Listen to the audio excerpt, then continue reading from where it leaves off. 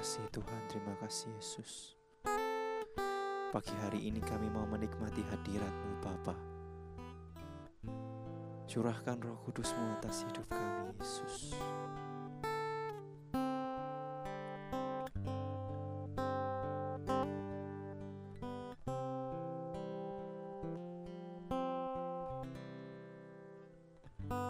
Saat indah ku berhadapan denganmu, memandang wajah-Mu, Yesus kekasih jiwaku.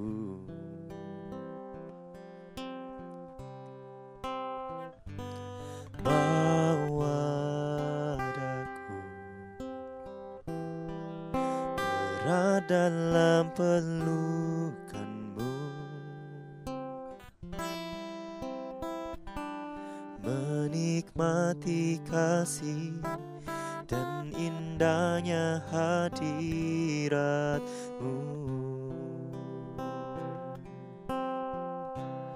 Hadirat-Mu Tuhan, ku rasakan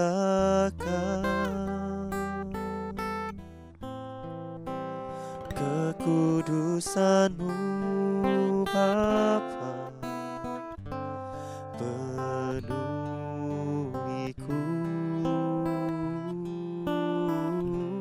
Ku rindu selalu diam dalam bait-Mu, menikmati kasih anugerah-Mu.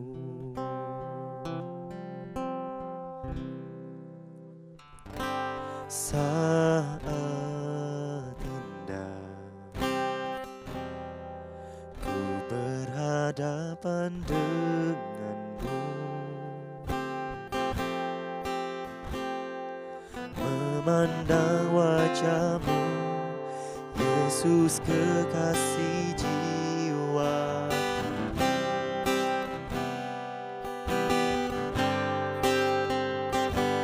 Bawa aku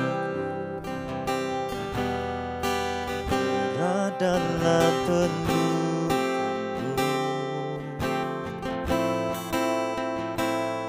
menikmati kasih dan indahnya hadirat-Mu.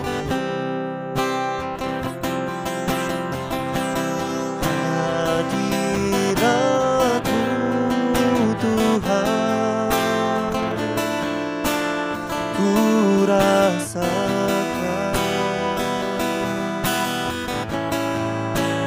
kekudusan-Mu Bapa,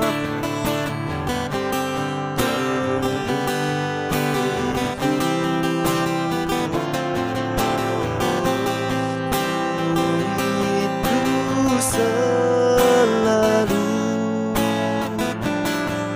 diam dalam bait-Mu, menikmati kasih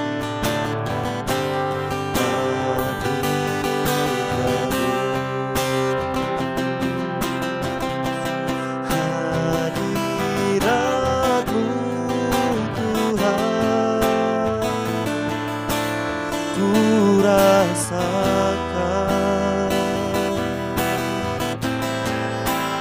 kekudusan-Mu Bapa,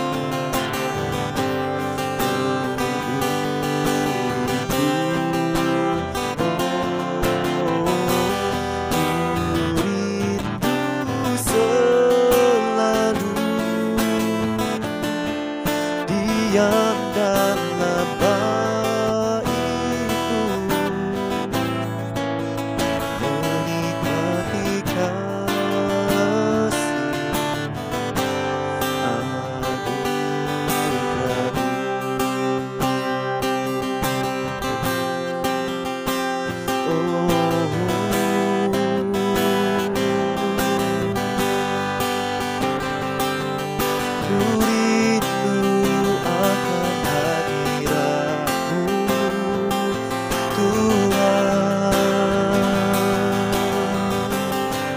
Kami rindu akan hadirat-Mu Tuhan. Sebab itu saat ini kami nikmati hadirat-Mu. Hadirat-Mu bagaikan sungai yang mengalir, menyejukkan jiwa kami.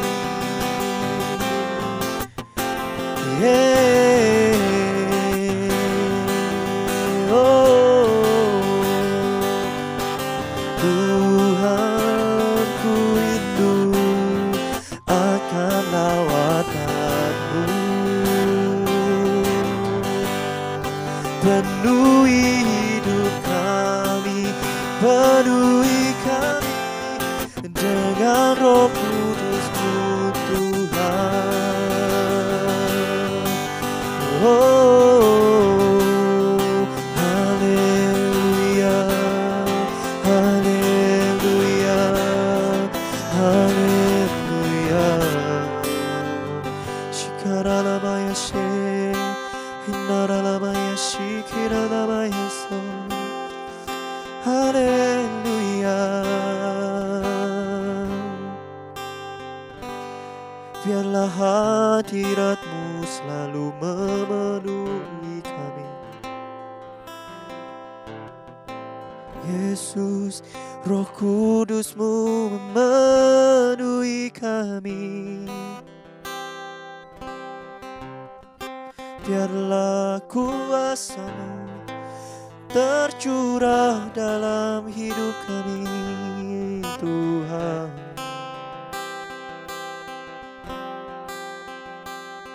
Sebab kami rindu bersama-Mu, kami rindu bersama-Mu setiap waktu. Oh,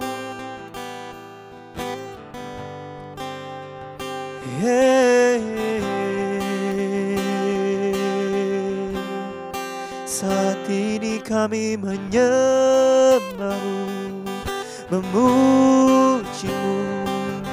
Yesus, Kaulah yang kami sembah. Tuhan, Kaulah yang kami agungkan.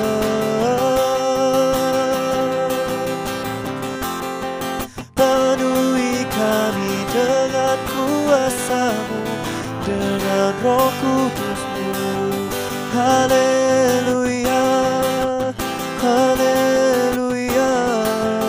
Oh, kiralabayashi, kiralabayaso, kiralabayashi, kiralabayanabayase, yaralabayanabayase. Oh, penuhi kami dengan Roh Kudus-Mu, dengan kuasa-Mu. Biarlah hadirat-Mu yang selalu kami rasakan di sepanjang hidup kami, Tuhan. Dan kami dapat menikmati kebaikan kasih-Mu,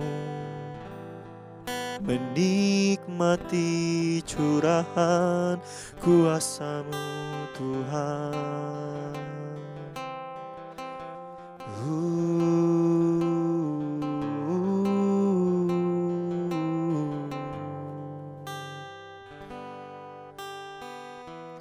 Haleluya, haleluya. Oh,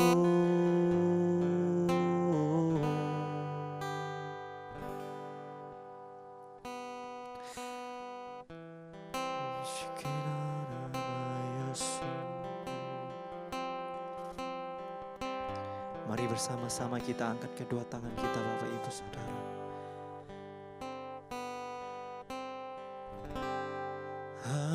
Hadirat-Mu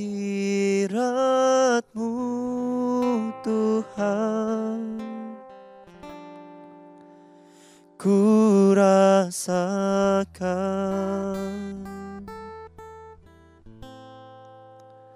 kekudusan-Mu Bapa, penuhiku.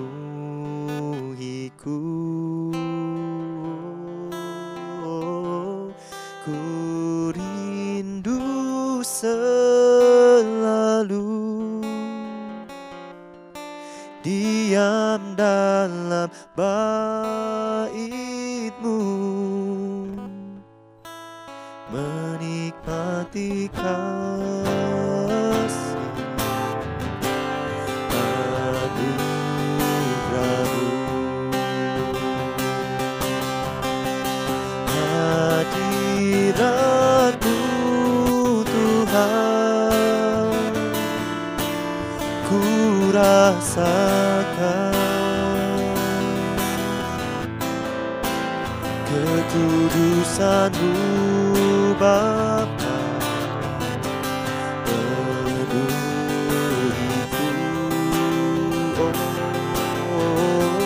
Ku rindu selalu diam dalam bait-Mu, menikmati kasih anugerah-Mu, menikmati kasih anugerah-Mu, menikmati kasih anugerah-Mu.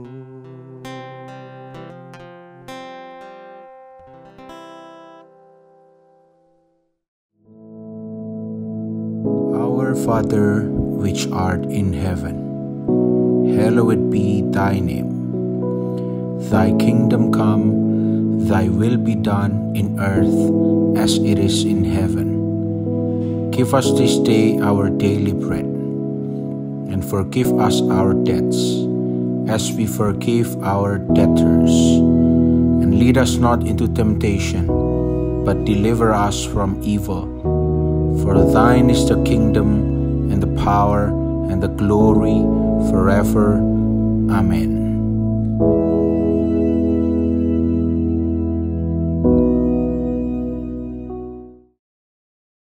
Puji nama Tuhan, Shalom, selamat pagi, selamat berjumpa kembali. Apa kabar saudara semua? Kita masih punya Tuhan Yesus dan kita masih punya pengharapan, terus bersyukur, terus berdoa dengan iman, supaya kita semakin bisa melihat betapa Yesus sangat mengasihi kita, dan kita tidak sampai diombang-ambingkan atau dibuat bingung oleh banyak orang. Pagi hari ini sebelum kita beraktivitas, saya mau berbagi sesuatu yang mungkin cukup tidak ringan, ya, agak berat sedikit, tapi ini penting. Hari-hari ini sebetulnya banyak sekali yang bertanya pada saya, banyak yang minta saya supaya rekaman mengenai ini, tapi secara singkat saya ingin berbagi mengenai apa yang sedang viral hari-hari ini, ya. Kalau saudara pernah mendengar istilahnya, istilah Kristen progresif, ya. Nah, Kristen progresif, namanya progresif berarti ada sumbernya, ada asal mulanya, karena terjadi progres. Nah, kita lihat progresnya ini bagaimana, sifatnya ini bagaimana progresnya, ya. Nah, secara singkat saja saya ingin berbagi, barangkali saudara belum pernah dengar atau barangkali saudara tidak mengerti apa ini, supaya kita nggak sampai salah. Kristen progresif itu adalah sebuah gerakan, movement, yang menekankan bahwa hadir di gereja bukan syarat utama untuk menjadi orang Kristen. Kelihatannya nggak salah, tapi ini tidak benar. Ya. Kehadiran di gereja bukanlah syarat utama menjadi Kristen. Padahal kita tahu hadir di gereja bukan untuk diabsen oleh pengerja gereja atau pendeta, tapi hadir di gereja karena kita willing untuk mendekat kepada Tuhan. Namun manusia mencoba untuk reason with that, mencoba untuk membuat alasan-alasan, mencoba untuk membuat excuse. Gak perlulah ke gereja, sekarang zamannya online.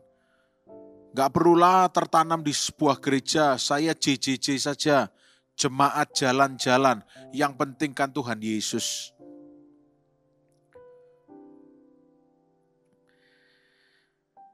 Kristen progresif juga menekankan bahwa yang penting adalah keadaan hati, yang penting hati kita akan bersyukur, yang penting hati kita akan menyembah Tuhan dan seterusnya. Dan yang lebih parah lagi, saya yakin kalau ini banyak yang tidak bisa digoyahkan. Ya, Kristen progresif itu juga memandang bahwa Yesus bukan satu-satunya juru selamat. Dengan keyakinan bahwa tindakan baik, ketika Anda berbuat baik, itu menyelamatkan Anda perbuatan baik itu. Ya. Tentunya setiap individu perbuatan baik ukurannya berbeda-beda. Misalnya saudara adalah orang yang cukup. Maka kalau Anda memberikan sedekah atau Anda memberikan uang kepada orang lain, itu dihitung sebagai buat baik dan itu menyelamatkan Anda. Hati-hati. Satu-satunya jalan kebenaran dan hidup, di mana di bawah kolong langit ini tidak ada nama lain yang lebih berkuasa dan menyelamatkan, cuma Yesus. Bukan karena perbuatan baik kita, tapi karena His saving grace, kasih karunia-Nya yang menyelamatkan kita, bukan karena hasil usaha kita. Jangan dibalik. Bukan karena kita berusaha untuk diselamatkan maka kita selamat, tetapi karena kita sudah diselamatkan, maka kita mengerjakan keselamatan kita dengan takut dan gentar. Kristen progresif mencoba untuk membuat semuanya blur, membuat semuanya tidak fokus. Sebetulnya gerakan Kristen progresif ini, kalau saudara belajar sejarah ya, ini merupakan kelanjutan dari teologis yang namanya pasca liberal. Ya. Jadi ini bukan sesuatu yang baru, ini sudah lama. Ya. Gerakan ini itu berusaha mereformasi iman melalui wawasan-wawasan, informasi-informasi pasca modernisme. Dan mengklaim bahwa kebenaran di luar sejarah dan faktualitas Alkitab sebenarnya itu bisa diverifikasi dari bagian-bagiannya.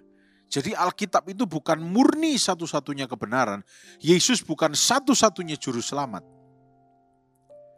Dan diselamatkan itu karena kita berbuat baik. Bukan karena kasih karunia Tuhan. Akhirnya gerakan tersebut menitik beratkan pada yang penting kan kita menerima ya keberagaman manusia. Kita menerima manusia, semua golongan manusia. Kelihatannya baik. Kelihatannya sangat sosial, bagus. Penekanannya yang kuat itu juga pada keadilan sosial. Pokoknya peduli orang miskin, orang yang tertindas, peduli sama lingkungan hidup. Tidak salah, tapi bukan ini kebenarannya. Memang kita punya free will, kehendak bebas untuk berbuat baik pada semua orang. Tapi for what? Untuk apa berbuat baik? Untuk diri kita terkenal, untuk merasa bahwa diri kita diselamatkan karena berbuat baik, atau apa? Dan bahkan penekanan dari Kristen progresif, nah ini yang ingin kita bahas. Yohanes 15 ayat 17 dikatakan, mengasihi satu sama lain. Ini instruksi yang sangat penting dari Tuhan Yesus. Ya, mengasihi satu sama lain. Ya.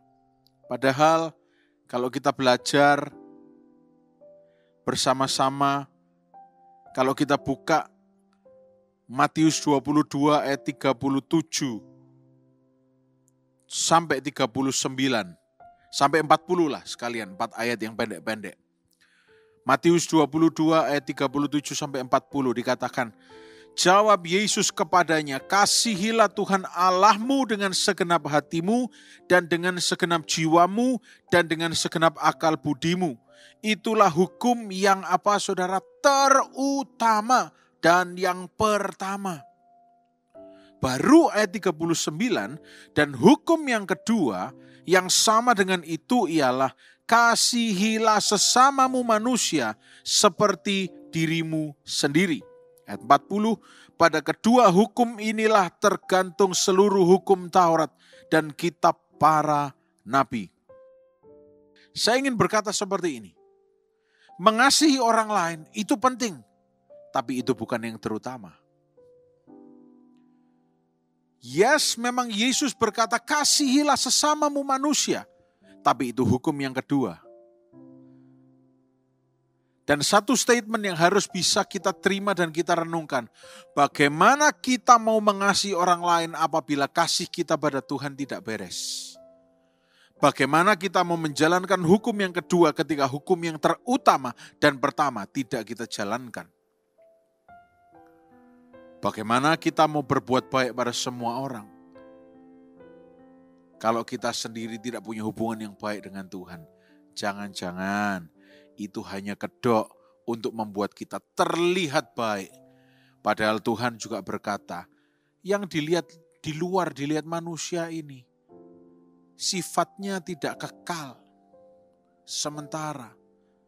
Tapi yang di dalam, iman, percaya, saat pergumulan tetap fight, bukan flight, tapi fight. Tetap berjalan dengan iman, tetap berdoa, tetap bersyukur. Ini yang lebih penting. Bukan kita berusaha menolak segala sesuatu yang modern, yang baru, enggak. Tapi kalau ini sudah mulai mengajarkan sesuatu yang tidak sesuai, atau salah mentafsirkan Alkitab, maka kita harus take a stand. Kita harus ambil posisi, ambil sikap. Saya paham mungkin ini boomingnya karena ada seorang yang dikatakan pastor, bukan berdebat ya, tetapi diskusi dengan agama tetangga kita. Nah, saya ingin bilang bahwa ini tidak bisa terjadi. Bukan saya mengutuk ya. Karena apa? Pengertiannya beda. Pengertiannya tentang Alkitab pun berbeda. Mungkin si pastor ini berusaha masuk dengan bahasa yang bisa dimengerti oleh saudara sepupu kita. Tidak bisa juga. Ya, bukan salah. Sepenuhnya bukan salah pastor ini. Kita tidak perlu menyalah-nyalakan, menghakimi, enggak. Tapi kita sendiri yang perlu tahu kebenarannya bagaimana. Supaya kita tidak diombang-ambingkan oleh apapun. Nah, ini tadi penekanannya. Kan Yohanes 15 ayat 17, kasihi sesama. Orang lain itu harus dikasihi. Betul. Enggak salah, Yesus memang mengajarkan itu. Tapi itu hukum yang kedua dan bukan yang terutama. Yang pertama, yang terutama, kasihi Tuhan Allahmu dengan apa? Hati, segenap jiwa, segenap akal budi. Bukan love people, love God. Tetapi love God. And you will love people like God loves them. Mengasihi orang bukan seperti kita. Bukan dengan cara kita. Tapi seperti Tuhan mengasihi mereka.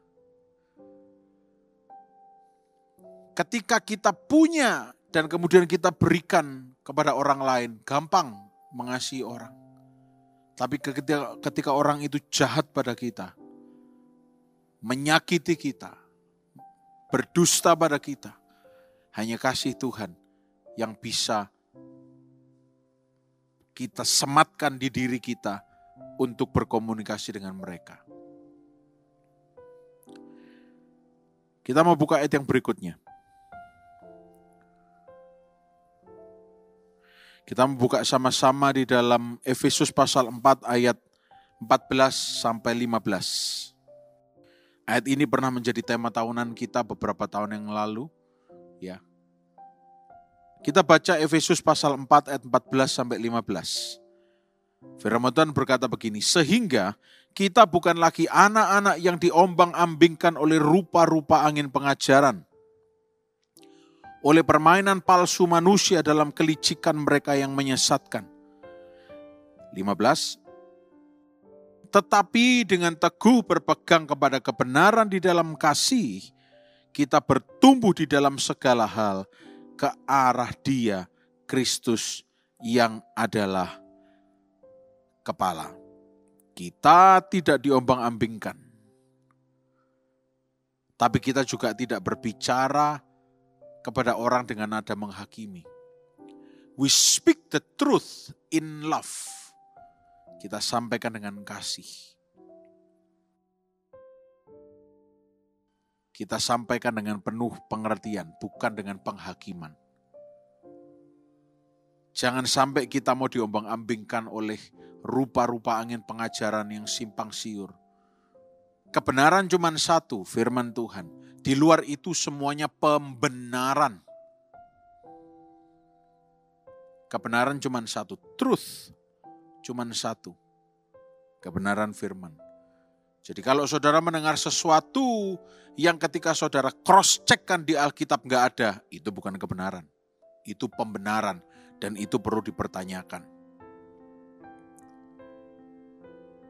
Jadi di sini kita bisa tahu bahwa dari dulu yang begini-beginian ini sudah ada.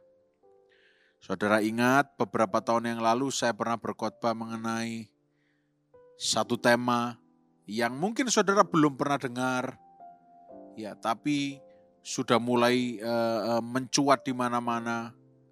Ya. Coba saudara lihat beberapa tahun yang lalu.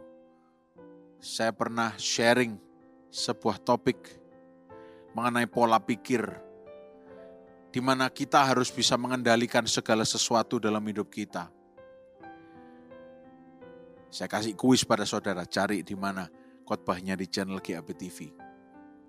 Ya, kita harus bisa mengendalikan segala sesuatu. Padahal Alkitab mengajarkan apa? Serahkan pada Yesus kalau kita nggak bisa, selesai. Nah ini, kita harus terus-menerus kembali kepada kebenaran supaya kita tidak diombang-ambingkan oleh angin pengajaran yang tidak sesuai. Selalu Bible-based, selalu back to Bible, kembali ke Alkitab. Sehingga kita tidak perlu takut. Pagi hari ini, pesan yang perlu saudara renungkan, berbuat baik pada semua orang, bagus, harus. Mengasihi orang lain, harus, sangat. Itu perintah Tuhan. Tapi yang terutama, kasihi Tuhan Allahmu dengan segenap hatimu. Ketika kita mengasihi Tuhan, kita semakin kenal Tuhan. Kita nggak bimbang, kita nggak ragu, kita nggak goyang. Kita nggak takut apa-apa. Karena Tuhan beserta dengan kita. Puji nama Tuhan, jadilah umat-umat Tuhan yang imannya mengalami progres. Imannya bertumbuh. Bukan kebenarannya yang diprogresifkan. Bukan kekristenannya yang diprogresifkan. Tetapi benar-benar imannya yang bertumbuh. Dari mana imannya bisa bertumbuh? Kebenaran yang kita terima. Tadi ayat 15 dikatakan dari Efesus pasal 4, bertumbuh dalam segala hal ke arah Dia. Dikasihi oleh Dia supaya bertumbuh ke arah Dia. Dalam segala hal bertumbuh. Pengertian saudara bertumbuh. Dalam hal kesehatan saudara bertumbuh. Dalam hal kekayaan. Dalam nama Yesus diberkati. Dalam segala hal. Tapi ke arah Dia. Karena Dia yang terutama. Dia yang utama. Christ-centered. Berpusat pada Kristus.